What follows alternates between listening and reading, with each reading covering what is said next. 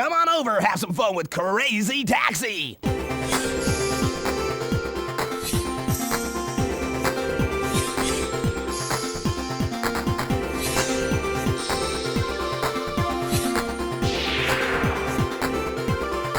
Yeah. It's Crazy Taxi, a game released in arcades by Sega in 1999 and smashing its way onto the Dreamcast in 2000.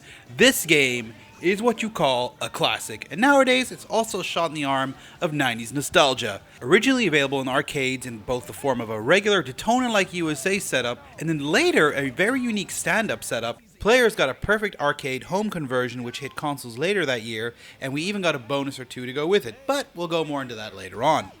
The gameplay is simple. Pick up your client and deliver them to the chosen destination. It should be easy, but it's not always that way. It's actually kind of hard. The game is filled with humor, and a good part of that is the fun fact you can drive around like a complete psychopath, and no one gives a damn about public safety, let alone the passengers who only seem to care about getting to their destination within the time limit. Regarding those passengers, they seem to cheer you on when you do really crazy stuff and seem to get really angry when you actually crash, or when you're starting to deliver them late to their destination. I mean, they do really cool stuff. I mean, they hit you, they smack you, go, "You're a terrible driver." And if you don't get them to the destination on time, they even just simply jump out of your car. "Hey, look at this guy, we're in the middle of the highway. I'll see you later, bye-bye." The game also features brands such as Levi's and Pizza Hut, and oh, this guy wants me to take him to Tower Records.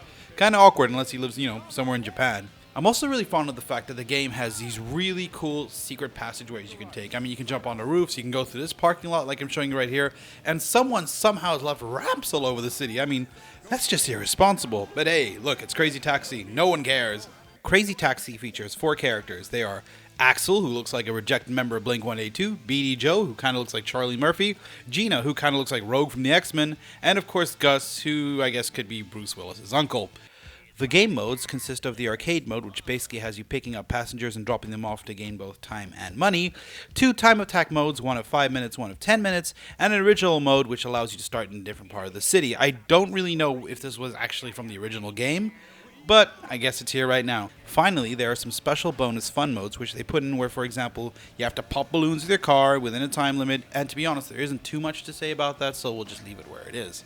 The soundtrack, however, is something to note, which uses both tracks by The Offspring and Bad Religion. Perfect 90s nostalgia, and damn do they work oh so well. So well, as a matter of fact, that whenever I hear the respected songs, my mind immediately goes to Crazy Taxi as opposed to the bands themselves. The soundtrack, however, would become a source of frustration when the HD releases were done for both PSN and Xbox Live, because the original tracks were taken off and replaced by some other generic punk bands. Crazy Taxi, as mentioned before, was originally released for the arcades and then the Dreamcast, but eventually GameCube, PC, and PlayStation 2 versions came along as well. A sequel, Crazy Taxi 2, and later Crazy Taxi 3 were also eventually developed.